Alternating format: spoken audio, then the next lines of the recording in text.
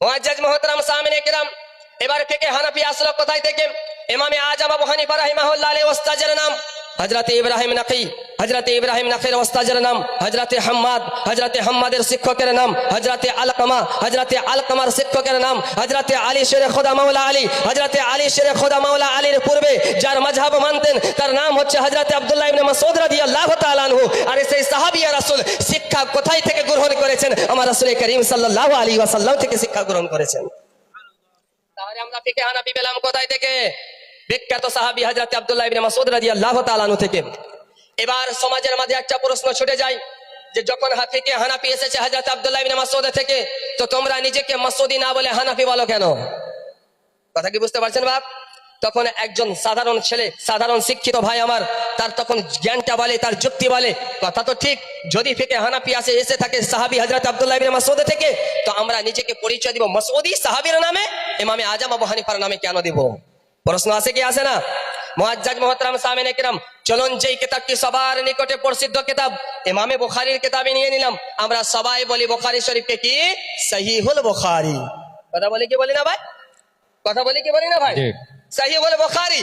উলামায়ে কেরাম বসে রয়েছেন, বুখারী কার নাম? যেই কিতাব মুসান্নিফ, যেই কিতাবের রাইটার, তার নাম হচ্ছে ইসমাইল বুখারী। বুখারী একটি জায়গার নাম, সেই জায়গাকে নিসবত করে বলা হয় বুখারী। এখন সহিহুল বুখারী এর অর্থ হচ্ছে বুখারীর সহিহ, বুখারীর সহিহ। আচ্ছা বলেন তো, এই বুখারী শরীফের মধ্যে হাদিস আমার নবী মুস্তাফার নাকি ইমামে বুখারীর? ইমামে বুখারীর। আপনারা কথা কেন বলছেন না ভাই?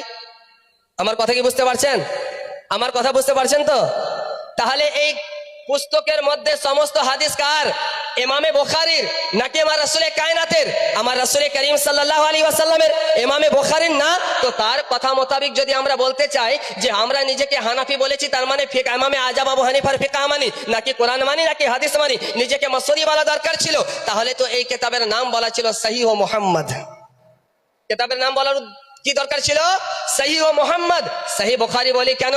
তো এই প্রশ্নের উত্তর ইবনে তাইমিয়া দিয়ে গিয়েছে। ইবনে তাইমিয়াকে যারা আমাদেরকে বিদআতি বলে তাদের সবচাইতে বড় আলেম, তাদের ইমাম ইবনে তাইমিয়া বলে শোনো, এই জন্য ইমামে বুখারী সহিহুল বুখারী বলা হয় যে হাদিস তো আমার নবী মুস্তাফার, কিন্তু কিতাবী আকারে আপনার হাদিসের সূচনা করেছেন ইমামে বুখারী, এই জন্য তার নাম হয়েছে সহিহুল বুখারী। আমাদের প্রশ্নের উত্তর হলো শোনো ভাই, ইমামে আজম আবু হানিফার নিজের তৈরি করা ফিকহ নয়, বরং হযরত আব্দুল্লাহ ইবনে মাসউদের। তবে হযরত আব্দুল্লাহ ইবনে মাসউদের পরে, সাহাবায়ে কেরামের পরে ইমামে আজম আবু হানিফা ফিকহে হানাফিকে সূচনা করেছেন, এই জন্য আমরা নিজেকে হানাফি বলি।